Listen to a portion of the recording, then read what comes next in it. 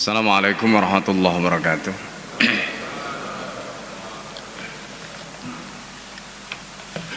Bismillahirrahmanirrahim. Alhamdulillah wassalatu ala Rasulillah wa ala alihi wa sahbihi wa mawalah. La haula wa la quwwata illa billah. Rabbi shrah li sadri wa yassir li amri wa hlul 'uqdatam min lisani yafqahu qawli. Allahumma inna a'udzubika an adilla wa dalla sanna wa salla wa adlima wa udlama wa ajala yajala alaih. Bapak Ibu dan saudara sekalian yang dimuliakan oleh Allah Subhanahu wa taala, alhamdulillah pada pagi hari ini kita bisa bersama-sama mengikuti kajian subuh di bulan suci Ramadan yang mulia ini, di bulan suci Ramadan yang diberkahi oleh Allah Subhanahu wa taala ini.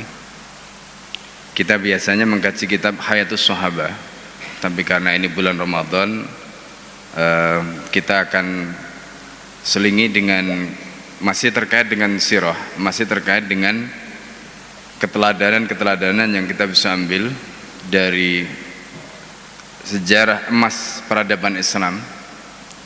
Karena itu pada pagi hari ini kita akan bahas tentang keadilan penguasa dan keberkahan.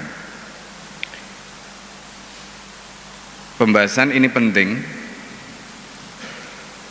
apalagi di saat sekarang di negeri ini baru saja kita atau bangsa ini melalui momentum yang merupakan momentum politik 5 tahunan terkait dengan suksesi kepemimpinan. Dari sini kita akan bisa belajar bagaimana kemudian umat yang luar biasa ini mendapatkan petunjuk keteladanan dan bagaimana kita bisa mengambil pelajaran dari semuanya itu, dari sejarah peradaban emas yang pernah ditorehkan dalam kehidupan Islam.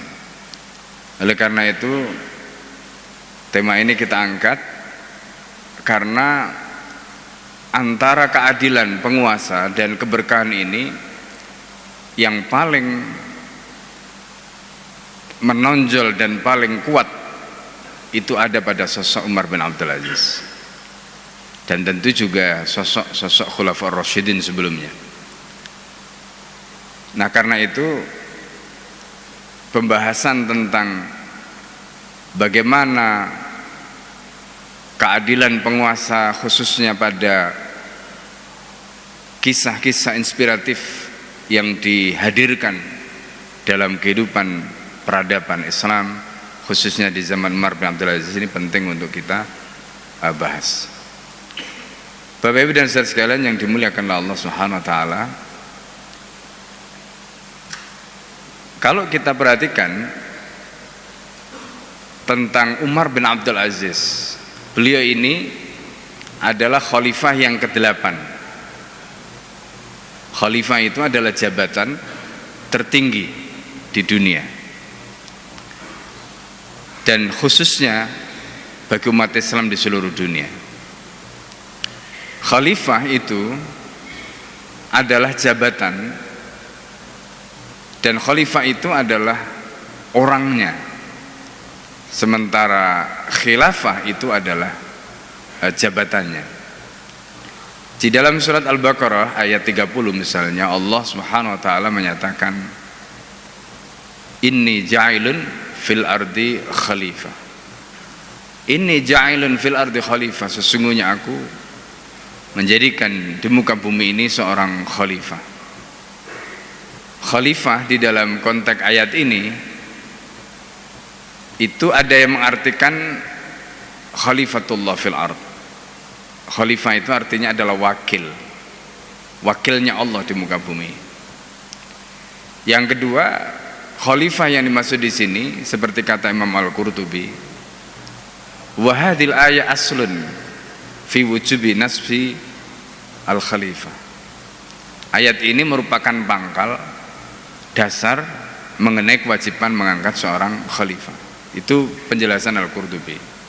Sehingga kata ini ja'ilun fil ardi khalifah dalam surat Al-Baqarah itu maknanya bukan khalifatullah fil ardi, tetapi betul-betul penguasa kaum muslimin di muka bumi ini. Itu penjelasan yang dikemukakan oleh Imam Al-Qurtubi. Nah, karena itu ketika kita bicara tentang sosok Umar bin Abdul Aziz dan nanti kaitannya dengan jabatan beliau sebagai seorang khalifah, lalu kemudian apa yang membuat Umar bin Abdul Aziz itu begitu luar biasa hanya dalam waktu singkat 2 tahun. Kekuasaannya sangat fenomenal. Dalam waktu 2 tahun berhasil menyelesaikan semua problem, termasuk diantaranya adalah masalah yang paling fundamental, itu adalah kemiskinan. Sehingga pada zamannya tidak ada lagi orang yang berhak menjadi mustahik zakat, sehingga zakat tidak ada yang mau menerima pada zamannya. Dan akhirnya zakat itu dibawa ke Eropa untuk membebaskan para budak. Ini adalah prestasi yang sangat fenomenal pada zamannya. Bayangkan dalam waktu 2 tahun. Pertanyaannya kemudian, bagaimana dalam waktu 2 tahun prestasi seperti itu bisa ditorehkan? Sementara kita yang merdeka sudah 70 sekian tahun saja mengentas kemiskinan nggak bisa. Saudi yang katanya negara petrodolar hari ini, angka kemiskinannya terus meningkat. Jangan dianggap seperti Uni Emirat Arab atau Qatar atau yang lain-lain, itu tidak ada kemiskinan, banyak sekali. Nah, oleh karena itu Bapak Ibu dan saudara sekalian yang dimuliakan Allah Subhanahu wa taala, mari kita coba simak satu persatu apa yang menjadi rahasia di balik kesuksesan Umar bin Abdul Aziz dalam waktu yang singkat itu kemudian menjadi catatan emas di dalam sejarah peradaban Islam. Nah, kalau kita lihat di sini, Umar bin Abdul Aziz itu lahir tanggal ini tepatnya adalah tanggal 26 Safar tahun 62 atau bertepatan dengan 4 November tahun 682 Masehi di Madinah.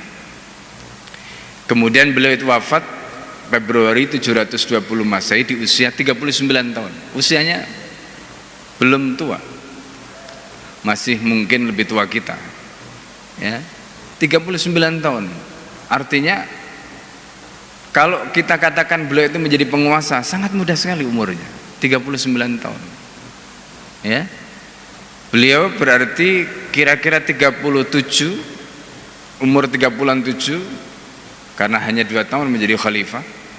37, bayangkan 37 tahun itu usia yang muda sekali menjadi penguasa dunia, penguasa tertinggi di muka bumi ini. Nah, itu Umar bin Abdul Aziz, ya. Nah, pertanyaannya, bagaimana orang semuda itu kemudian bisa memimpin dunia? Bagaimana orang semuda itu bisa mencapai prestasi yang menakjubkan? Bandingkan dengan anak muda sekarang, ya, kira-kira umur 37, ya, 38, 39 itu kira-kira seperti apa prestasinya, ya. Nah, ini. Kemudian ini sedikit tentang nasab beliau. Ayah beliau itu namanya adalah Abdul Aziz bin Marwan. Ibu beliau namanya adalah Laila binti Asim binti Umar ibn al-Khattab radhiallahu anhu. Ini nama ibunya. Jadi ibunya Umar bin Abdul Aziz ini adalah Laila binti Asim. Asim ini adalah putra Umar yang dinikahkan dengan perempuan yang, masih ingat kisah bagaimana perempuan, ya, ada ibu dan anak perempuan ini yang memerah susu, jualan susu, kemudian ibunya itu mengajak anaknya ini untuk melakukan penipuan, yaitu mencampur susu itu dengan entah itu santan atau dengan yang lain supaya volumenya lebih besar. Tapi ketika dia diajak ibunya untuk melakukan manipulasi penipuan seperti itu, dia mengatakan, "Aina Allah?" Di mana Allah? Enggak apa-apa, enggak ada khalifah. Khalifah enggak tahu katanya. Tapi kemudian anak itu mengatakan, "Aina Allah?" Kalau begitu di mana Allah? Umar yang ketika itu sedang melakukan ronda atau belusuan, maka Umar mendengar dialog antara ibu dan anak ini. Dan begitu Umar mendengar bagaimana jawaban anak perempuan ini yang begitu tegas, "Aina Allah?" Di mana Allah? Betul khalifah tidak tahu, tetapi Allah tahu. Innallaha ma'ana, Allah selalu bersama kita. Inna rabbaka labil mirsad, Tuhanmu itu selalu mengintai kamu, mengawasi kamu. Lalu kemana kita akan bersembunyi, kemana kita akan berlari? Gak bisa. Dialog itu memancing perhatian Umar bin Khattab. Lalu Umar bin Khattab kemudian menanyakan siapa perempuan tadi. Perempuan itu adalah anaknya si ibu tukang pemerah susu tadi, penjual susu tadi. Dan ketika itu kemudian Umar bin Khattab mempersunting putri wanita tadi, dan kemudian dipertemukan dengan putranya Asim untuk kemudian dinikahkan, dan lahirlah dari orang-orang yang zuhud, orang-orang yang wara ini, orang-orang yang luar biasa, Masya Allah. Nah, disinilah makanya nanti kalau kita bicara tentang pendidikan itu, di dalam kitab-kitab Tarbiyatul Aulad itu, kita tidak mungkin bicara tentang anak soleh kalau kita tidak bicara tentang bapak dan ibu yang soleh. Anak-anak soleh itu tidak akan mungkin lahir dari orang biasa, ya. Anak-anak yang soleh itu tidak mungkin lahir dari orang-orang biasa. Umar bin Abdul Aziz seperti itu karena orang tua, garis keturunannya. Itu makanya penting itu. Ya, bahkan di dalam kitab Ad-Da'wah Dawa yang ditulis oleh Al-Alamin Ibnu Qayyim Az-Jauziyah itu disebutkan dampak maksiat itu panjang. Dampak maksiat itu panjang. Jadi kalau orang itu ahli maksiat, keturunannya itu, ya, artinya dampak dari kemaksiatannya itu akan berpengaruh ke keturunan-keturunannya. Ini makanya ketika kita bicara tentang keturunan, maka kita harus bicara mulai dari atas sampai ke bawah. Nah, itu baru nanti kita akan ketemu. Kemudian istrinya Umar bin Abdul Aziz itu adalah Fatimah binti Abdul Malik, dan beliau ini adalah, kita bisa katakan beliau ini adalah dari klan, dari keturunan Bani Umayyah. Dan tadi kita sudah sampaikan Umar bin Abdul Aziz ini adalah khalifah Bani Umayyah yang ke-8. Dan Bani Umayyah itu terutama dalam hal ini adalah Muawiyah bin Abi Sufyan. Ketika mendapatkan kekuasaan, beliau itu mendapatkan kekuasaan dengan cara yang awalnya itu salah. Muawiyah itu sahabat. Ya, Muawiyah itu sahabat. Meskipun beliau itu menjadi sahabat itu di pamungkas, di penghujung setelah Fathu Mekah. Itu Muawiyah. Ya. Dan kalau kita merujuk kepada definisinya Sa'id bin Al-Musayyib sebagaimana dikutip oleh Ibnu Hajar Asqalani dalam kitabnya Al-Isabah fi Tamyiz Sahabah, yang namanya sahabat itu adalah kullu man sahiban nabi sanatan aw sanataini wa ghaza ma'ahu ghazwatan aw ghazwataini. Itu definisi sahabat. Jadi siapa saja yang membersamai Nabi setahun atau 2 tahun dan pernah berperang bersama Nabi sekali atau 2 kali, itu disebut sahabat. Ya, disebut sahabat. Muawiyah itu pernah berperang bersama Nabi dalam perang Hunain. Karena perang Hunain itu adalah perang yang dilakukan oleh Nabi setelah Fathu Mekah. Ya. Oleh karena itu kita tidak memperselisihkan kedudukan Muawiyah sebagai sahabat. Karena memang definisi seperti yang dikemukakan oleh Sa'id bin Al-Musayyib tadi itu mengatakan demikian. Nah, tetapi sahabat itu juga manusia. Sahabat itu juga manusia. Dan sahabat itu tidak maksum. Berbeda dengan Rasulullah SAW. Meskipun nanti kita tidak boleh menyerang sahabat. Ya. Apa yang dilakukan oleh sahabat kalau ada kesalahan itu kita sebut sebagai lubsul fitan. Itu menurut ulama ahli hadis. Ya, ini sikap ihtiyat, kehati-hatian kita agar kita tidak bersikap tajarruk, lancang terhadap sahabat. Ya, karena sahabat itu disebutkan di dalam Al-Quran, ya, radhiyallahu anhum wa radu anhu. Jadi Allah ridho kepada mereka dan mereka ridho kepada Allah. Itu sifat sahabat. Maka kita harus menjaga lisan kita agar kita tidak menyerang sahabat.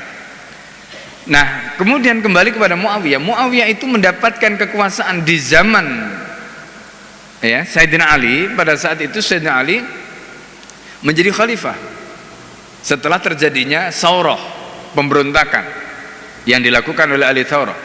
Ya, ada yang mengatakan orang-orang dari Mesir karena fitnah Abdullah bin Sabah. Lalu kemudian setelah itu terjadi pembunuhan Utsman. Utsman ketika itu wafat, gugur sebagai syahidud dar, orang yang wafat di rumahnya karena dibunuh oleh siapa? Ahli Thawrah. Nah, kemudian setelah itu Sayyidina Ali diangkat menjadi khalifah. Ketika Sayyidina Ali tidak angkat menjadi khalifah, Sayyidina Ali ketika itu dibaiat. Baiatnya di mana? Di Masjid Nabawi. Sayyidina Ali mau dibaiat secara terbuka karena menghindari fitnah. Karena menghindari seolah-olah nanti Sayyidina Ali terlibat di dalam persekongkolan pembunuhan Utsman bin Affan. Itu. Tetapi setelah wafatnya Utsman bin Affan, Muawiyah itu selalu menulis, selalu memprotes, selalu menuntut apa? Darahnya Utsman. Itu ceritakan di dalam kitab Al-Imam Mawasiyas yang ditulis oleh Ibnu Qutaibah. Jadi di situ sampai Sayyidina Ali mengatakan, man anta wa Utsman, lalu kamu itu hubungannya dengan Utsman itu apa? Anaknya saja sudah menerima darahnya Utsman, tapi kenapa kamu terus memprotes? Persoalan ini yang kemudian terus menimbulkan masalah. Sebagian orang kemudian mulai itu karena Muawiyah punya ambisi untuk menjadi penguasa. Ala kulli hal kemudian terjadilah perang Siffin. Dalam perang Siffin itu prinsipnya kemudian adalah Sayyidina Ali dengan Muawiyah ini diislah. Ada namanya mahkamah arbitrase. Nah, mahkamah arbitrase ini atau tahkim ini mengangkat dua orang. Yang pertama itu kemudian adalah Abu Musa al-Asy'ari dari pihaknya Sayyidina Ali, kemudian dari pihaknya Muawiyah ini adalah Amr bin As. Nah, ketika mereka ini melakukan islah tadi, intinya adalah kemudian Sayyidina Ali dalam posisi yang akhirnya beliau dilucuti jabatannya, sementara Muawiyah ini kemudian dikekal, dan ini yang kemudian menimbulkan persoalan. Tapi akhirnya kemudian Sayyidina Ali tetap menjadi khalifah sampai akhirnya beliau kemudian wafat ya karena dibunuh, bukan oleh Muawiyah ya, dibunuh ya. Ini peristiwanya setelah akhirnya Sayyidina Ali ini terbunuh, Muawiyah kemudian menjadi khalifah. Ini yang terjadi kemudian. Peristiwa ini oleh ulama dicatat di dalam kitab-kitab fikih siyasah, disebut dengan hukm tasallut, pemerintahan yang didapatkan dengan cara memberontak.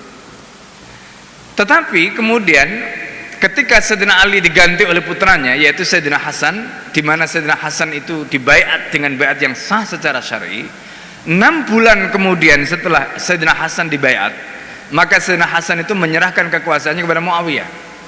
Nah, ketika Muawiyah sudah mendapatkan kekuasaan dari khalifah yang sah tadi, maka pada saat itu disebut dengan Amul Jama'ah, tahun rekonsiliasi.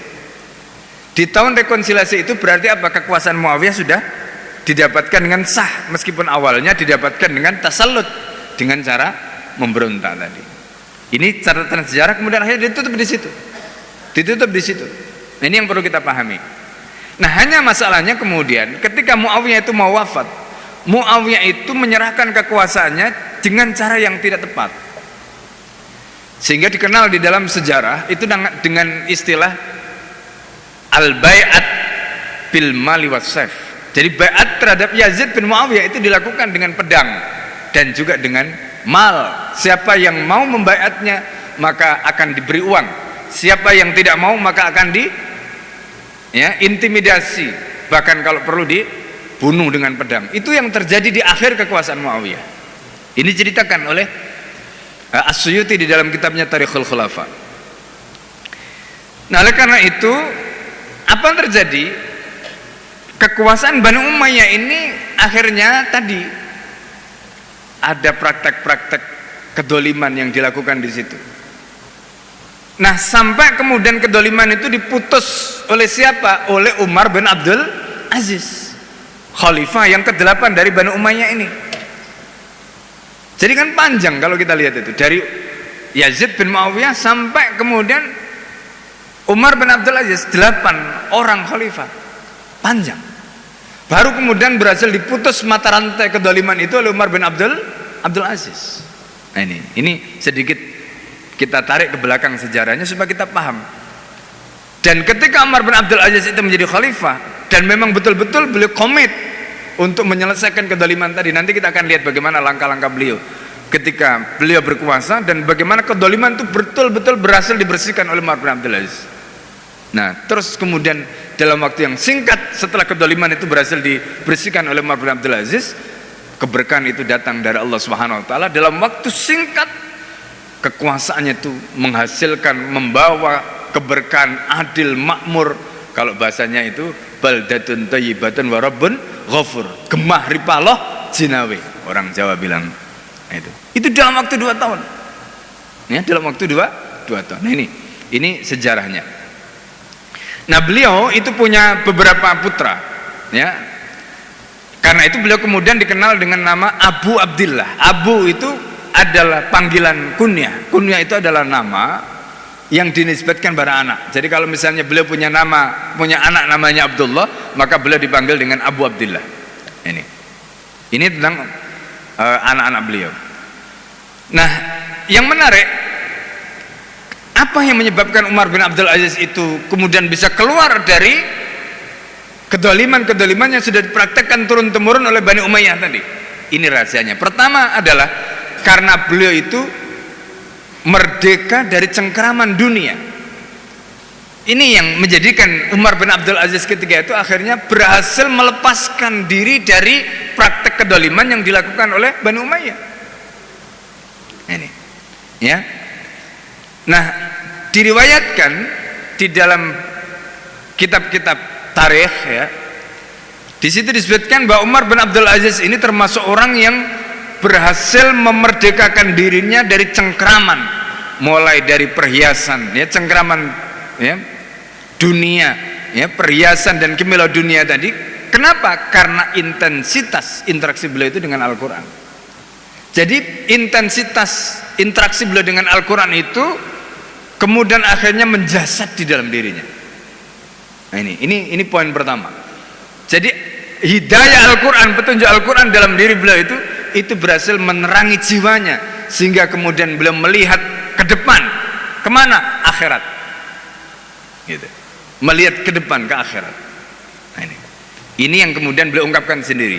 Apa kata beliau? Innali nafsun tawaqah. Aku mempunyai jiwa yang tinggi. Wa ma'aradtu illal faqah, dan aku tidak menginginkan kecuali yang tinggi. Nah, ini nanti kaitannya dengan begini, Bapak dan saudara sekalian yang dimuliakan Allah. Orang itu kalau mempunyai jiwa yang tinggi, dia tidak akan suka perkara-perkara yang remeh-temeh, ecek-ecek, nggak akan suka. Dia akan melakukan perkara-perkara yang besar, perkara-perkara yang tinggi. Kalau orang itu suka dengan perkara yang ecek-ecek atau remeh-temeh, itu berarti memang jiwanya dia rendah. Penguasa itu kalau jiwanya tinggi, maka dia tidak akan mengurusi hal yang ecek-ecek. Apa yang kemudian ingin kita sampaikan dalam konteks ini dari kalimat beliau tadi itu? Jadi begini, Umar bin Abdul Aziz itu menjadi khalifah. Khalifah itu jabatan tertinggi di dunia ini. Nggak ada lagi jabatan yang lebih tinggi daripada khalifah. Kenapa?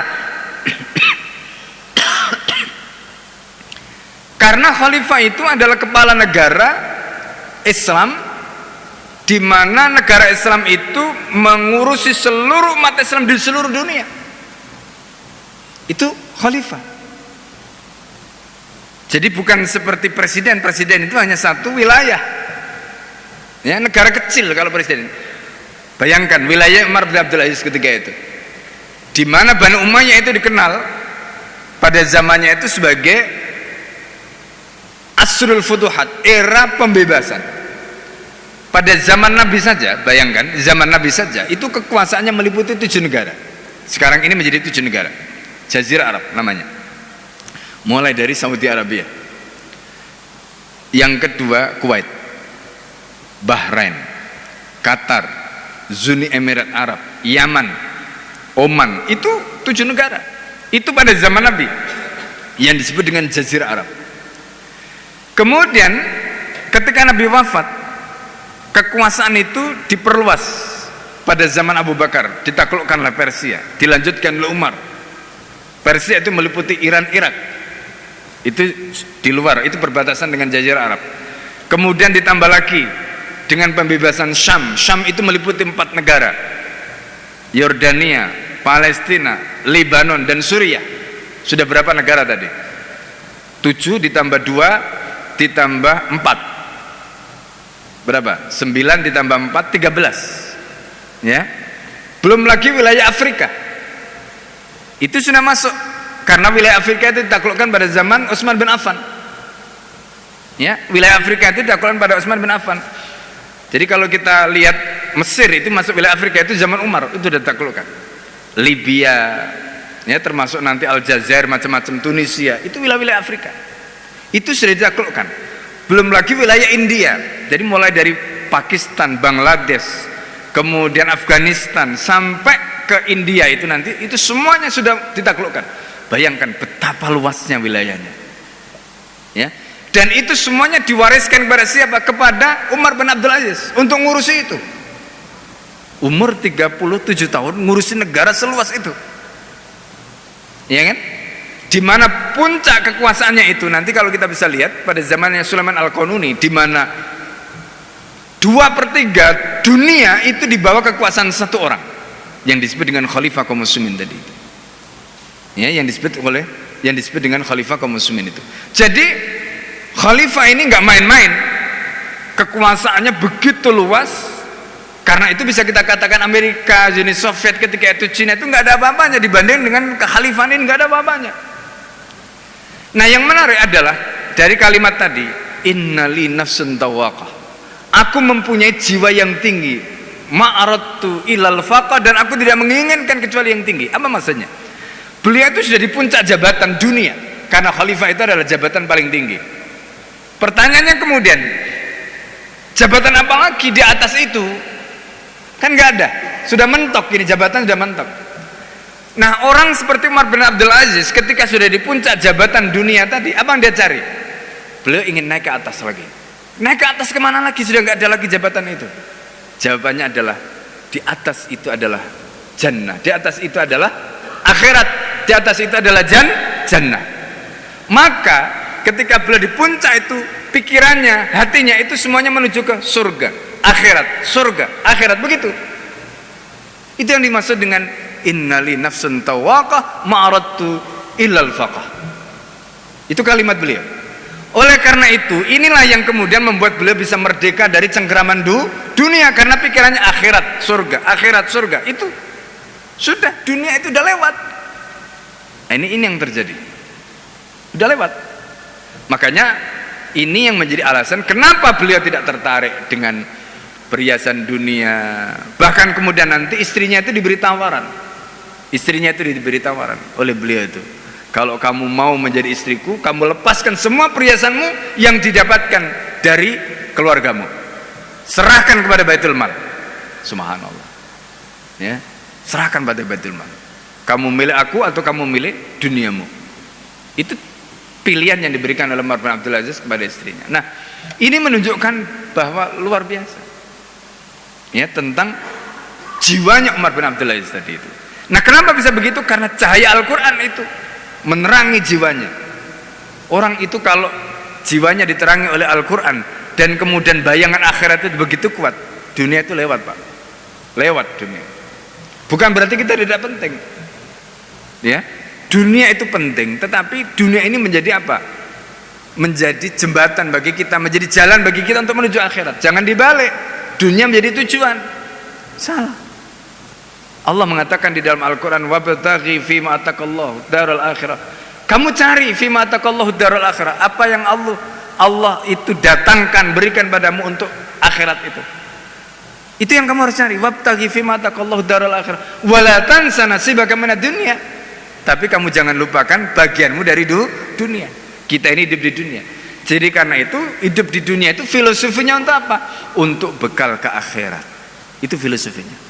Dan Umar bin Abdul Aziz posisinya di situ. Maka kemudian beliau dedikasikan kekuasaannya, beliau dedikasikan kemampuannya, kebijakannya, dan khalifah itu bermain di level kebijakan. Ya, khalifah itu bermainnya di level kebijakan. Gitu. Jadi ketika kebijakan dia dolim, maka kedoliman itu nanti akan dia bawa sampai mati, sampai hari kiamat. Gitu. Makanya hati-hati kalau menjadi pejabat itu. Ya, nah ini yang dijaga betul oleh Umar bin Abdul Aziz. Nah kemudian yang kedua, beliau itu selalu mempelajari tuntunan Nabi Muhammad SAW, dan ini yang membuat kemudian beliau, masya Allah, beliau itu juga dikenal sebagai seorang imam, hafid. Kemudian beliau ini juga masya Allah ilmunya luar biasa karena dikelilingi oleh para fuqaha terbaik di zamannya. Sejak kecil beliau itu dididik, bahkan sholat berjamaah tidak pernah telat. Itu didikannya diberikan oleh gurunya Umar bin Abdul Aziz. Ya, nah ini. Beliau itu sangat takut pada Allah, dan menjadikan beliau, rasa takutnya beliau kepada Allah itu menjadikan beliau menyadari tanggung jawabnya terhadap pemerintahan yang beliau pikul itu. Kenapa? Karena hisabnya panjang, hisabnya tidak ringan. Itu tadi pandangannya ke akhirat tadi itu. Nah kewaraan beliau, waro itu adalah sikap di mana orang itu bukan hanya meninggalkan yang haram, tetapi juga perkara-perkara yang syubhat. Itu waro. Jadi jangankan yang haram, yang syubhat saja beliau tidak mau. Makanya tadi kita cerita bagaimana istrinya ketika mendapatkan perhiasan macam-macam dari klan-klan keluarganya di masa lalu, itu diminta untuk dilepaskan semua dan diserahkan pada Baitul Mal karena itu syubhat. Sampai begitu. Ya. Ini tentang beliau. Kemudian yang menarik, beliau itu kan orang itu kalau dilantik menjadi khalifah, pejabat, apalagi ini kekuasaan tertinggi seperti itu kan seneng. Wong belum dilantik saja sudah masya Allah, ya kan? Apalagi ini dilantik itu. Tapi Umar bin Abdul Aziz itu ketika dilantik justru nangis, dan beliau mengatakan inna lillahi wa inna ilaihi rajiun. Masya Allah, Umar bin Abdul Aziz dilantik itu bukan senang, tapi malah nangis. Ini Umar bin Abdul Aziz. Jadi ketika Umar bin Abdul Aziz itu menerima berita pengangkatannya, hatinya itu bergemuruh dengan nangis, sampai beliau itu nggak bisa berdiri. Nangis itu saking, maksudnya nangisnya bukan nangis buatan, betul-betul nangis, sehingga beliau itu lemes, nggak bisa berdiri. Apa yang kemudian dilakukan oleh para ulama? Akhirnya, ya, karena beliau itu di barisan pertama, pada waktu di saf barisan pertama, ya, beliau itu sampai tidak bisa berdiri. Akhirnya para ulama memapah beliau di atas, beliau dipapah, dibawa ke mimbar sambil tertatih-tatih. Maka kemudian para ulama itu mendirikan beliau itu di depan para jamaah itu. Kemudian beliau ingin menyampaikan sepatah dua kata, tetapi tidak keluar kata-kata itu. Kenapa? Karena tenggorokannya tercekak dengan tangisannya tadi. Itu Umar bin Abdul Aziz, luar biasa. Ya, bayangkan orang mendapatkan jabatan yang begitu mentereng, siapa yang nggak kenal? Ya, khalifah kaum muslimin.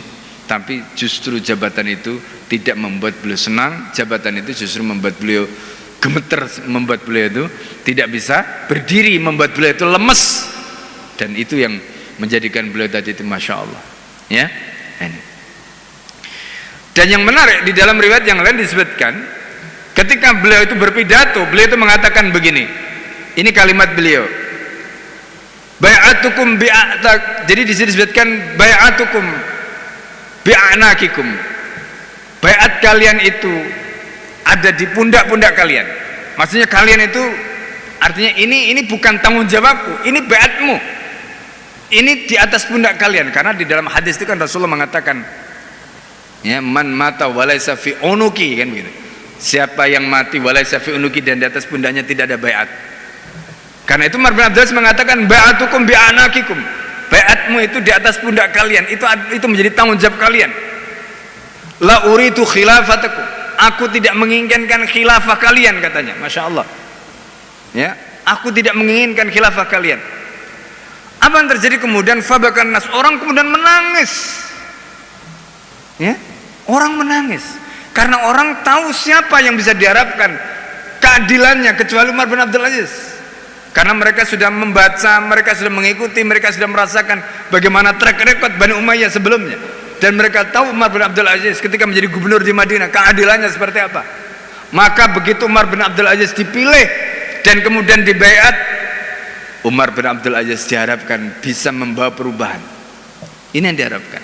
Jadi ketika Umar bin Abdul Aziz mengatakan bai'atukum bi'anakikum, nangis mereka. Nangis mereka. Lalu kepada siapa kami berharap? Ini yang mereka harapkan. Kemudian Umar bin Abdul Aziz disebutkan fandafa'a. Jadi la nuridu illa anta, kata mereka, kami tidak menginginkan kecuali engkau. Ya. Akhirnya apa? Umar bin Abdul Aziz kemudian mulai bicara. Ketika dia bicara, dia ingat mati. Coba bayangkan, khalifah baru dilantik, ya. Kemudian ketika bicara, yang diomongkan pertama adalah ingat mati. Masya Allah, ya, ingat mati. Kemudian beliau ingat bagaimana perjumpaan dengan Allah, bagaimana nanti akan mempertanggungjawabkan amanah ini di hadapan Allah. Kalau Allah bertanya kepadaku tentang amanah umat Nabi Muhammad SAW ini, Masya Allah. Ya, kemudian beliau mengingat bagaimana nasibnya orang-orang di masa lalu sebelumnya. Semua masjid, ya, maaf, semua orang jamaah yang ada dalam masjid itu akhirnya semuanya nangis ketika mendengar kata-kata Umar bin Abdul Aziz itu. Masya Allah. Ini fenomena yang kita lihat pada saat peristiwa pengangkatan, ya, Umar bin Abdul Aziz tadi itu. Nah, jadi bayangkan, ya, bagaimana ketakwaan Umar bin Abdul Aziz. Sampai ada ungkapan begini, ini diungkapkan, ya, oleh Raja bin Hayawah. Beliau mengatakan, wallahi laqad kuntu anduru ila judrani masjid Bani Umayyah wa nahnu nabki hal tabki ma'ana. Demi Allah, aku benar-benar melihat ke dinding-dinding masjid Bani Umayyah. Ketika kami menangis, apakah dinding-dinding itu pun ikut menangis? Karena semuanya senyap, berisi tangisan di dalam masjid itu. Ya, menggambarkan betapa dahsyatnya, ya, suasana ketika itu.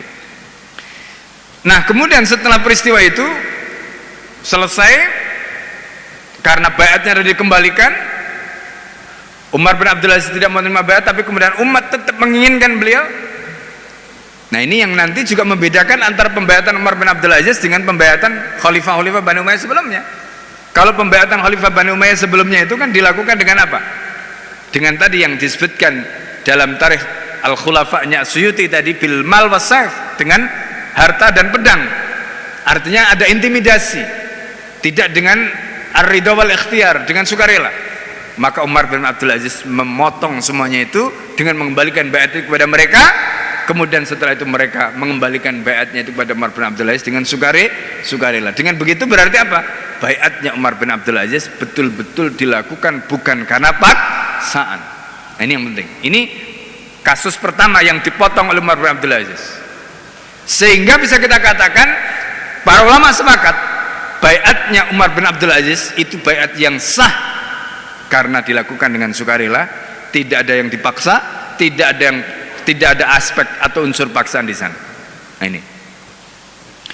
Nah, kemudian Umar bin Abdul Aziz setelah menerima baiat tadi dan sah menjadi khalifah, Umar bin Abdul Aziz turun dari mimbar. Tetapi beliau menolak kendaraan dinas. Nah, ini juga menunjukkan kewaraan beliau. Coba bayangkan, dilantik menjadi khalifah, tadinya sudah nggak mau itu.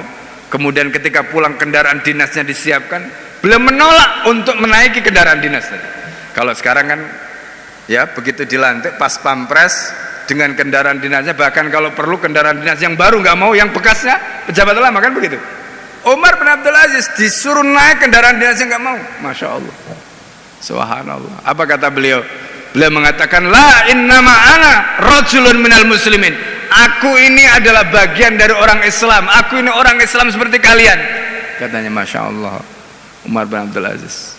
Ghara'anni aktsarul muslimina himlan wa iba'an wa mas'uliyatan amam Allah. Bedanya, aku adalah orang yang punya beban, punya tanggung jawab yang lebih besar, katanya, di hadapan Allah Subhanahu wa taala. Bedanya aku dengan kalian, aku ini tanggung jawab lebih besar. Masya Allah. Apa yang kemudian dilakukan? Umar bin Abdul Aziz naik tunggangannya sendiri, Baghlah itu bisa keledai. Itu menunjukkan ketawaduan. Bayangkan, ya, khalifah, ya, kalau naik kuda itu kan, kudanya sekarang itu kan harganya bisa miliaran, ya, tapi beliau naik keledai. Coba menunjukkan tawaduknya sang khalifah ini yang luar biasa. Nah ini ya, subhanallah ya, ini kita lihat. Lalu kemudian beliau kembali ke rumahnya, fatasaddaqa, kemudian beliau mensedekahkan apa? Bi'athasi, perabot-perabot yang beliau dapatkan dari Bani Umayyah itu beliau sedekahkan, termasuk barang-barang ada di rumah. Sedekahkan pada siapa? Kepada fuqara kaum muslimin. Ini dilakukan Umar bin Abdul Aziz, masya Allah ya. Nah ini. Nah kemudian tadi kita sudah ceritakan, tidak hanya itu, beliau juga memberi pilihan yang sulit untuk istrinya. Apa yang dilakukan oleh beliau kepada istrinya? Beliau panggil istrinya, ya Fatimah, katanya, inni qad ulitu amra ummati Muhammadin sallallahu alaihi wasallam. Aku, katanya, telah diangkat untuk mengurusi urusan umat Muhammad sallallahu alaihi wasallam, kata beliau. Ya. Fa in kunti turidin Allah, kalau kamu menginginkan Allah wad daral akhirat, dan hari akhirat, fasallimi, kamu serahkan ya khuliyaka wa dhahabak, kamu serahkan perhiasanmu, kamu serahkan emasmu ila baitul mal, ke baitul mal. Ini permintaan pertama Umar bin Abdul Aziz kepada siapa? Kepada istrinya Fatimah. Serahkan perhiasanmu, serahkan emasmu kepada baitul mal. Kemudian beliau mengatakan, wa in kunti turidina dunya, tapi kalau kamu menginginkan dunia, fata'ala, ke sini, ummati'ki, aku akan bekalkan kamu matan hasanah, dengan bekal yang cukup, dengan bekal yang baik, wadhabi ila baiti abiki, kemudian kamu pulang ke rumah ayahmu, aku enggak butuh kamu. Apa kata istrinya? La wallahi, demi Allah, katanya, al hayatu hayatuka. Jadi bahasanya itu, ya saya ini hidup ikut kamulah. Wal mautu mautuka, kalau aku mati pun ikut kamu. Jadi istilahnya itu, ya sudahlah, saya ini hidup semati bersama kamu lah gitu. Ini kata-kata yang disampaikan oleh istrinya menjawab apa yang disampaikan oleh Umar bin Abdul Aziz tadi itu, subhanallah ya. Nah jadi ini gambaran suami istri yang kompak tadi, suami istri yang kompak ya kan. Sekarang kadang-kadang kan suaminya pengen baik, istrinya gandoli ya kan. Bahkan kadang-kadang istrinya ini yang justru mendorong-dorong, ayo Pak, mumpung punya jabatan, ayo Pak, mumpung ada kesempatan, gitu. Itu yang terjadi hari ini. Akhirnya apa? Orang yang baik karena didorong-dorong oleh lingkungan termasuk istrinya tadi, akhirnya dia jadi jahat ya kan, jadi jahat itu. Nah ini yang terjadi, sehingga akhirnya kemudian beliau serahkan barang perhiasan dan emasnya ke Baitul Mal ya. Nah ini. Nah, Bapak Ibu dan saudara sekalian yang dimuliakan Allah, kita kemudian melihat bagaimana beratnya tugas yang diemban oleh Umar bin Abdul Aziz ya. 2 tahun berkuasa, tetapi pemerintahnya itu menjadi contoh ideal antara keadilan dan keberkahan. Kenapa kok bisa begitu? Karena tadi jiwanya yang tinggi tadi, ketakwaannya, kemudian nur Al-Quran, kemudian hidayah, sunnah, tuntunan Nabi, hadis Nabi SAW tadi yang menyinari dirinya, sikap zuhud waroknya, kemudian keilmuannya, itu yang membuat Umar bin Abdul Aziz bisa seperti itu. Ditambah dengan apa? Dikelilingi oleh ulama-ulama yang luar biasa, yang selalu mengingatkan beliau. Guru beliau itu termasuk diantaranya adalah seorang tabi'in yang hebat ya, yaitu Sa'id bin Al-Musayyib, itu guru beliau. Dan Sa'id bin Al-Musayyib ini Masya Allah seorang tabi'in yang luar biasa zuhud dan waroknya. Mereka ini orang-orang terbaik yang mengelilingi beliau ya. Nah ini, nah sehingga gambaran tentang bagaimana keadilannya tadi itu, orang kemudian bertutur, tak ada lagi yang kelaparan pada zamannya, sampai burung pun tak ada yang lapar di zaman Umar bin Abdul Aziz. Jadi bukan hanya manusia, burung-burung pun tak ada yang kelaparan. Sampai di Turki itu hari ini masih ada di daerah Uludak ya, daerah Bursa Uludak itu ada tradisi yang sudah dimulai sejak zaman kehalifan dulu. Kalau musim salju turun, itu penduduk di setempat itu akan naik ke atas puncak gunung itu, menaburkan gandum di atas salju. Ketika ditanya kenapa itu dilakukan, ini tradisi dari dulu. Dan rupanya itu adalah tradisi yang dibangun oleh Umar bin Abdul Aziz, di mana beliau ingin memastikan jangan sampai nanti burung-burung itu mengadu kepada Allah karena mereka kesulitan mendapatkan makanan karena tempat makan mereka tertutup dengan salju. Dan tidak ada manusia yang peduli kepada mereka. Masya Allah. Subhanallah. 2 tahun berkuasa dengan keadilannya yang tadi kita lihat ya. Beliau mulai dari dirinya. Hartanya, peninggalan-peninggalan atau apa yang didapatkan dari penguasa sebelumnya semua dilucuti, keluarganya dilucuti, semua diserahkan pada Baitul Mal. Kemudian di dalam kitab biografinya Umar bin Abdul Aziz yang ditulis oleh Dr. Ahmad Shalabi, itu disebutkan di antara kebijakan yang beliau lakukan dalam konteks keadilan ini adalah beliau itu mendata misalnya kebijakan penguasa sebelumnya terkait dengan pertanahan, terkait dengan perbudakan, terkait dengan pokoknya semua kedoliman yang pernah dilakukan oleh penguasa sebelumnya. Itu semua diceklis oleh Umar bin Abdul Aziz. Mana? Kalau ada orang yang misalnya di wilayah sana dulu tanahnya dirampas oleh penguasa sebelumnya, maka kemudian Umar bin Abdul Aziz batalkan keputusan sebelumnya, dikembalikan kepada pemiliknya. Ini siapa yang dulu punya? Kembalikan pada pemiliknya. Kalau misalnya ada orang yang dulu pernah katakanlah misalnya didolimi karena kebijakan atau mungkin ada hukuman yang salah dijatuhkan kepadanya, maka Umar bin Abdul Aziz akan berusaha bagaimana caranya mendapatkan keridhaan dari orang yang mendapatkan hukuman tadi. Seperti itulah yang dilakukan oleh Umar bin Abdul Aziz. Jadi akhirnya apa? Hak-hak yang dimiliki oleh orang-orang yang sebelumnya dirampas oleh penguasa tadi itu dikembalikan semua. Sehingga pada saat itu orang kemudian menjadi tumaknina, menjadi tenang, menjadi tentram. Mereka merasa senang. Kenapa? Karena mereka mendapatkan penguasa yang adil. Sehingga di dalam kitab Mausu' al-Ghumari yang ditulis oleh Al-Alama Al-Mutafannin Al-Hafidh Al-Ghumari, itu disebutkan Umar bin Abdul Aziz itu ketika menjadi khalifah. Jadi ada seorang penggembala domba. Itu menggembalakan dombanya. Di malam Umar bin Abdul Aziz dilantik menjadi khalifah. Tiba-tiba serigala-serigala yang biasanya memangsa domba itu semuanya berhenti, tidak ada yang berani untuk memangsa memangsa domba tadi.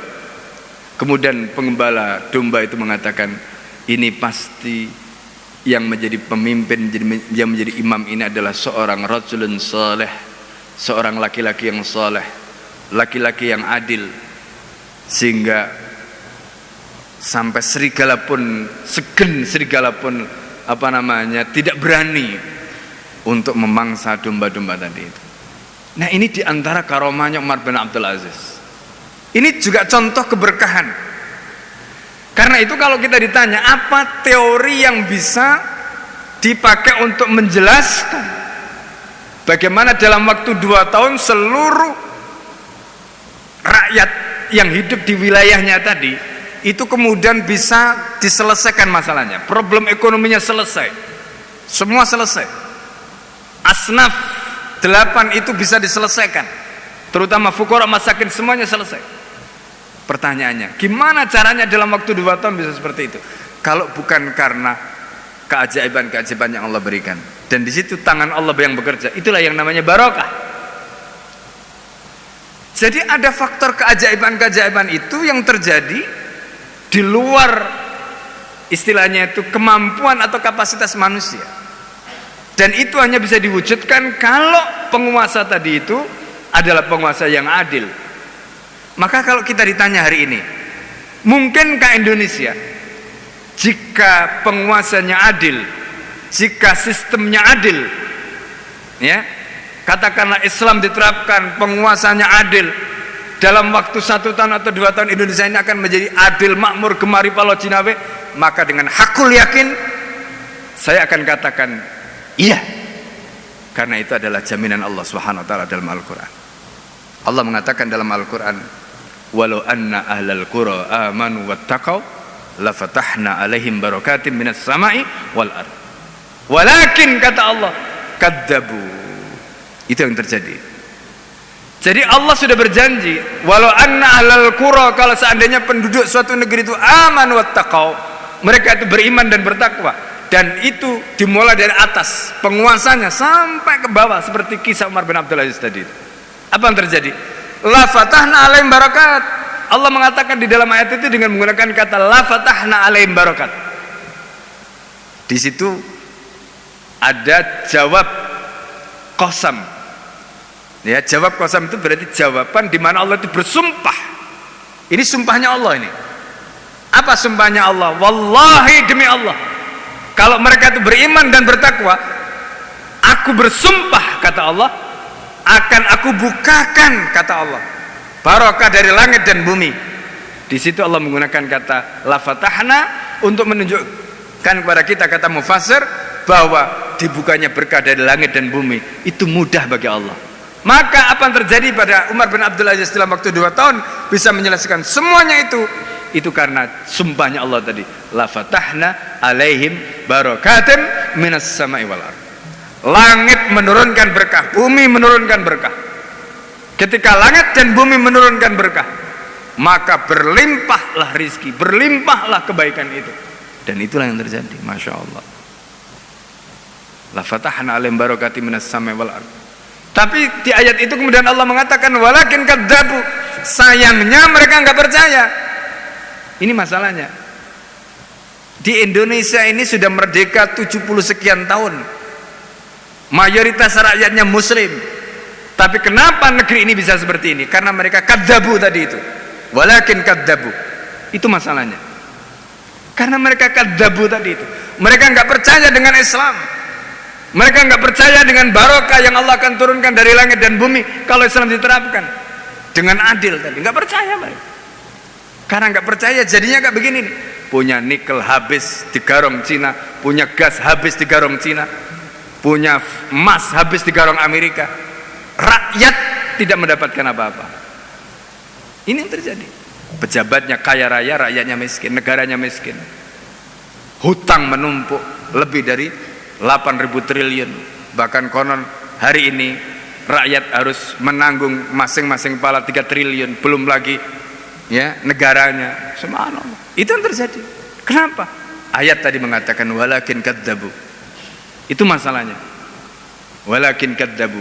Fa akhadnahum, kata Allah, karena mereka mendustakan, mereka enggak percaya. Fa akhadnahum, kata Allah, maka kami adab mereka, kami siksa mereka bima kanu yaksibun, karena ulah mereka sendiri. Jadi jangan salahkan Allah, jangan salahkan negeri ini yang kemudian sudah memberikan semua yang sebenarnya kita butuhkan, tapi karena kitanya. Nah, jadi karena itu pelajaran yang penting yang kita bisa ambil dari kisah ini, Bapak Ibu dan saudara sekalian dimuliakan Allah, mari momentum Ramadan menjadi momentum madrasah bagi kita untuk mengembalikan ini aman wa taqwa tadi dari inspirasi Umar bin Abdul Aziz. Ya, kita berharap semoga Allah Subhanahu wa taala menghadirkan penguasa dan juga sistemnya yang adil kepada kita, sehingga kemudian umat ini yang memiliki sedemikian banyak kebaikan, kemuliaan ini kembali dimuliakan oleh Allah Subhanahu wa taala, tidak dihinakan seperti hari ini. Ya. Mungkin itu yang bisa Al-Fakir sampaikan. Ya, karena sudah waktu syuruk. Ya, semoga apa yang tadi sudah disampaikan bisa memberikan pencerahan pada kita semua, bisa memotivasi kita semua, bisa mendorong keimanan dan ketakwaan kita, menguatkan kita semua, sehingga kita menjadi lebih baik lagi setelah Ramadan, dan kita menjadikan madrasah Ramadan ini menjadi madrasah yang bisa menyegarkan kembali iman dan ihsan kita semua. Sebelum kita akhiri seperti biasa, kalau ada pertanyaan silakan yang mau ditanyakan dari materi yang tadi sudah sampaikan.